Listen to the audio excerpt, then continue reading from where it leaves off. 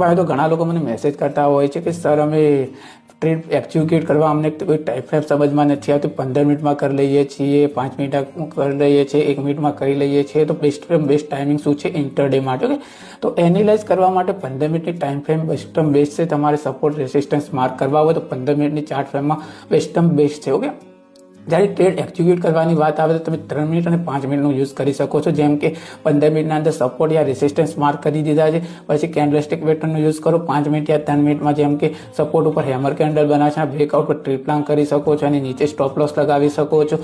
આ તમારે દેખો તમારે એનાલાઇઝ 15 મિનિટના ચાર્ટ ફ્રેમમાં કરવું પડશે. જેમ કે ત્યાં સપોર્ટ રેસિસ્ટન્સ માર્ક કરવા પડશે અને તમારે ટ્રેડ પ્લાન 5 મિનિટ યા 3 મિનિટમાં ઇન્ટરડે માટે કરવું પડશે. ઓકે, હું ઇન્ટરડેની વાત કરું છું, કારણ કે ઇન્ટરડેમાં દેખો 3 મિનિટ અને 5 મિનિટમાં કરો તમને કેન્ડલસ્ટિક પેટર્ન છે બહુ રીતે સારી રીતે સમજમાં આવશે. વોલેટાઇલિટી તમને જોવા નહીં મળે માર્કેટ, અને 3 મિનિટ અને 5 મિનિટમાં તમને સરખો એવો ટાઈમ પણ મળશે તમારો ટ્રેડ એક્ઝિક્યુટ કરવાનો. એટલા માટે તમારે 3 મિનિટ અને 5 મિનિટનો યુઝ કરવાનો છે ઇન્ટરડે ટ્રેડિંગ માટે જ્યારે તમે ટ્રેડ પ્લાન કરો છો. કે મતલબ કે દેખો એનાલાઇઝ કરવા માટે તમારે 15 મિનિટનો ટાઈમ ફ્રેમ બેસ્ટ છે. તમારે સપોર્ટ રેસિસ્ટન્સ એના ઉપર માર્ક કરવાના છે, અને તમારે ટ્રેડ પ્લાન કરવો હોય 3 મિનિટ 5 મિનિટ ઉપર બ્રેકઆઉટ, બ્રેકડાઉન, રિવર્સ ત્યાંથી પ્લાન કરી શકો છો કેન્ડલસ્ટિક પેટર્ન પ્રમાણે.